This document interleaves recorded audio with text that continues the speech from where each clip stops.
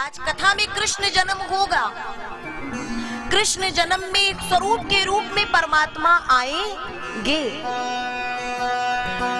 क्या हमें 2.5 से 3 घंटे ऐसे नहीं मनाना चाहिए कि गोविंद सच में उस स्वरूप के माध्यम से हमारे सामने आ जाए?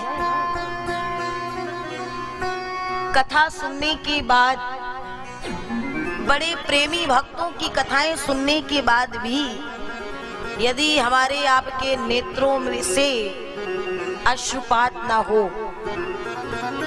रोम रोम पुलकित ना हो जाए, हमारे नेत्रों के आगे कोई आए और हमारा ध्यान उस पे चला जाए,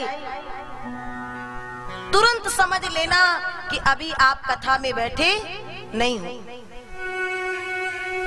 कथा में बैठना, परंतु इस चित्त को, इस मन को इस कथा रूपी गंगा में डुबोना बहुत कठिन है सरकार, बहुत कठिन है। कैसे? आज की कथा बड़े प्रेम से, मैं चाहूंगी कि उस प्रेम में हम सब डूबें, केवल कह देने से नहीं, सच में डूबना कैसे है। एक बार बिहारी जी के एक मंदिर में, जैसे वो छोटा सा बालक नरसिंह को प्रकट करता है, वैसे भगवान क्या करते हैं देखिए।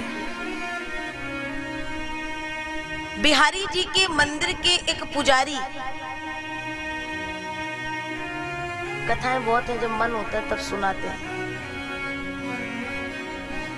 मंदिर के एक पुजारी बिहारी जी की सेवा करते हैं, रोज उनका श्रृंगार करते हैं, सुंदर प्रसादी पवाते हैं। रात्रि में जब बिहारी जी को शयन कराते हैं ना, तो उनके मन में भाव आता है कि कहीं अर्धरात्रि में, मध्य रात्रि में मेरे बिहारी जी को भूख लगे, तो उस समय तो ये मंदिर प्रांगण में कोई नहीं होता है। बहुत भाव से सुनिएगा। तो पुजारी जी को लगा उस समय मंदिर प्रांगण में कोई नहीं होता है, अब मेरा बिहारी उठेगा, भूख लगेगी तो किससे कहेगा, उस समय मैं भी तो नहीं होऊंगा।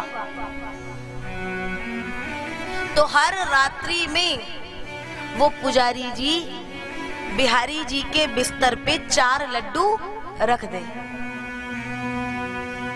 बढ़िया सुंदर सुंदर 4 लड्डू, उनका नियम बन गया।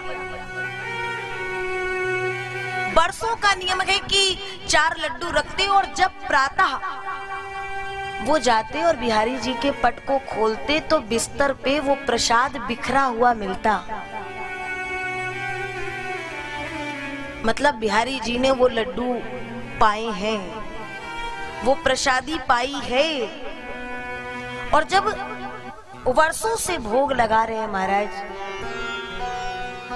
और ऐसी स्थिति दिखी तो पुजारी जी ने अपना नियम बना लिया कि मेरा बिहारी भूखा नहीं रहना चाहिए। लेकिन एक दिन घटना घट गई कि शयन करा दिए, मंदिर के पट बंद कर दिए, सब कर दिए, स्वयं चले गए, लेकिन वो 4 लड्डू रखना भूल गए। कभी आप जाइए ब्रज की धरा पर, और सच कहती हूँ बिहारी जी के मंदिर में जाना, जिस दिन इस भाव से पहुंचोगे कि बिहारी मेरा है, तो आपके नेत्रों के आंसू रुक नहीं पाएंगे। आधी रात में लगभग 1-2 बजे का समय था। पुजारी जी जिस दुकान से लड्डू लाते थे, उस दुकान में जो बाबा जी है ना, वो अपनी दुकान को बढ़ा करके जाने वाले थे। उतने में ही एक छोटा सा बालक दौड़ करके आया और वो बाबा जी से कहता है, मुझे लड्डू चाहिए। बाबा जी ने कहा, दुकान में बढ़ाने जा रहा हूं, अब कोई भी मिष्ठान नहीं है, लौट जाओ तुम, कुछ नहीं है। बोले है, 4 लड्डू हैं।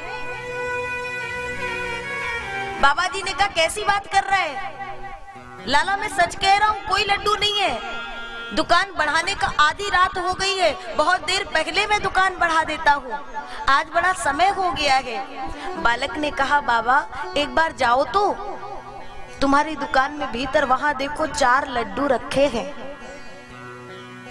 बाबा जी भीतर गए, सच में 4 लड्डू भीतर रखे थे। चौंक गए, अचंभा हो गया और 4 लड्डू उस बालक को लाकर के देने लगे।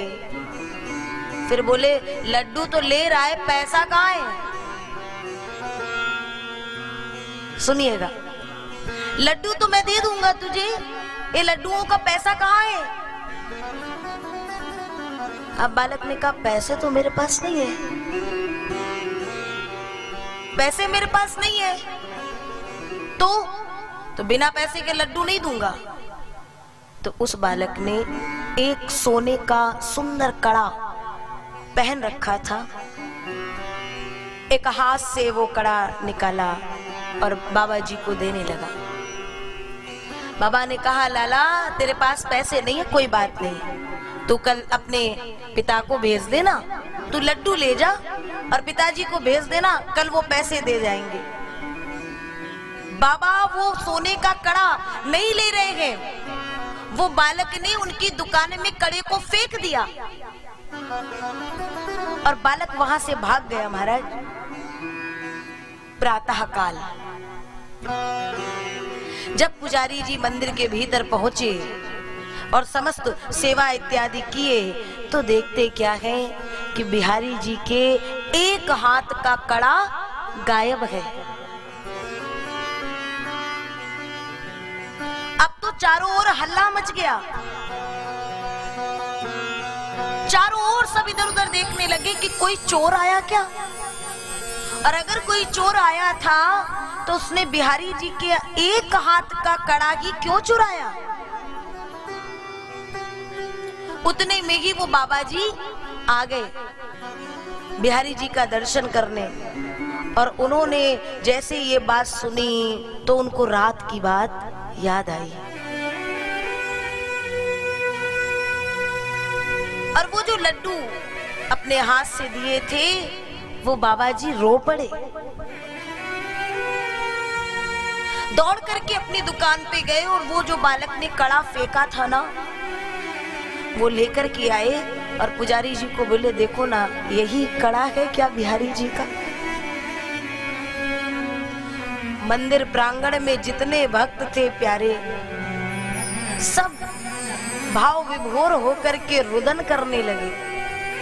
आज ये प्रेमाश्रु ऐसे बहे कि मेरा गोविंद 4 लड्डुओं के बिना अब नहीं रह पाएगा। पुजारी जी भूल गए लेकिन गोविंद नहीं भूला, और छोटे बालक के रूप में जाकर के आधी रात में वो लड्डू लेकर के आता है, बड़े प्रेम से पाता है। यह कथा हमारे आपके जीवन में भी कभी ऐसे वो भाव हो कि कभी बिहारी ऐसे ही किसी बालक के रूप में हमारे आपके लिए भी आ जाए, लेकिन आएगा तभी जब कोई वैसे ही जीवन पर्यंत उस पुजारी की तरह भोग लगाएगा। हाँ, सालों बीतने के बाद, वर्षों बीतने के बाद फिर कभी यदि कोई भूल जाता है तो उसके लिए मेरा गोपाल स्वयं चल करके आता है। लेकिन एक दिन के भोग लगाने से, एक दिन के भजन करने से और दूसरे दिन भूल जाओ तो भगवान इतना भी सस्ता नहीं है कि हम एक दिन भजन करें और साल के वर्ष के 365 दिनों में बाकी के दिन दुनिया को दें, इस जगत को दें, इस संसार को दें, और एक दिन गोविंद को भज करके और फिर ये विचार करे कि बाकी के 364 दिन हे भगवान तुम मेरी रक्षा करना, बाकी के 364 दिन तुम मेरे सारे काम बनाना। क्या भगवान इतना सस्ता हो गया?